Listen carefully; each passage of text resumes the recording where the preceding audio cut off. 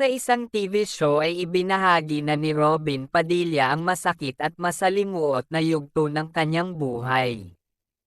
Ang paghihiwalay nila ni Mariel Rodriguez. Ang pag-amin na ito ay ikinabigla at kinalungkot ng kanyang mga fans lalo na sa publiko. Dahil ang kanilang pagsasama ay isang inspirasyon dahil sa matatag nilang pamilya.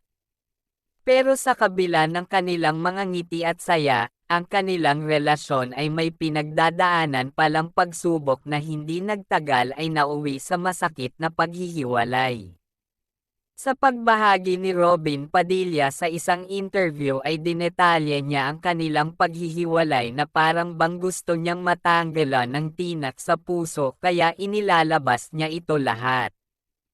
Ayon din sa kanya ay isa ito sa pinakamahirap at pinakamabigat niyang ginawa sa buong buhay niya.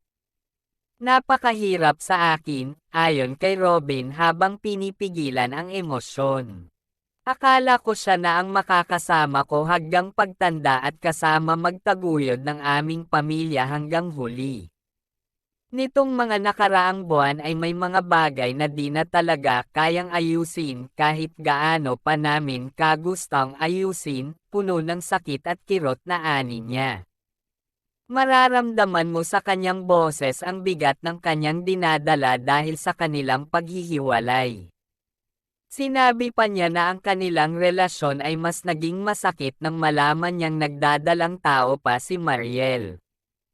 Akala niya ay isa itong magandang balita pero nawala ang akala niya nang malaman niya ang katotohanan na ang bata ay hindi sa kanya. Ang batang kanyang dinadala ay hindi sa akin at ito ang pinakamatinding dahilan ng aming paghihiwalay. Napatanong siya sa kanyang sarili. Paano nangyari ito? Bakit kailangan maging ganito?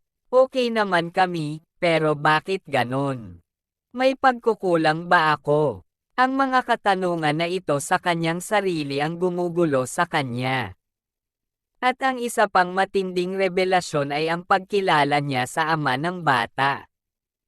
Ang ama ng bata ay isa sa pinakamalalapit niyang kaibigan na hindi niya lubos matanggap. Isipin mo, yung taong pinagkatiwalaan mo, yung taong palagi mong kasama ay siya pa pala ang magiging dahilan ng aming paghihiwalay, ayon kay Robin. Ang panglolokong ito ayon sa kanya ay hindi niya matatanggap. Ang pagtuklas na ito ay nagdulot sa kanya ng sakit at puot.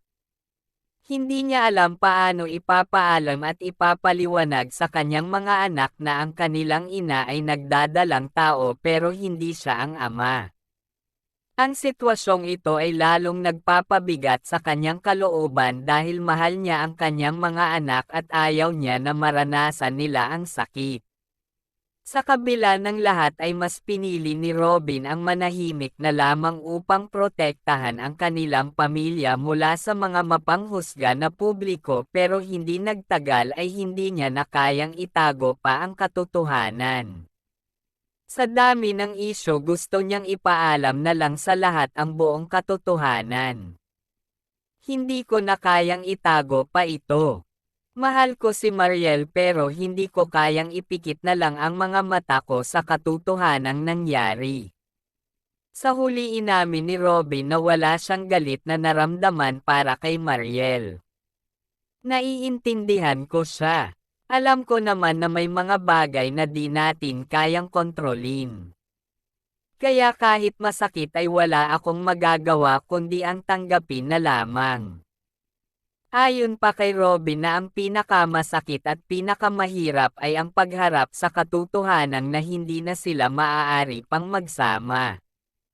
Kailangan ko na lang magpatawad hindi lang para sa kanya kundi para na rin sa sarili ko. Mahirap pero kaya nang tanggapin.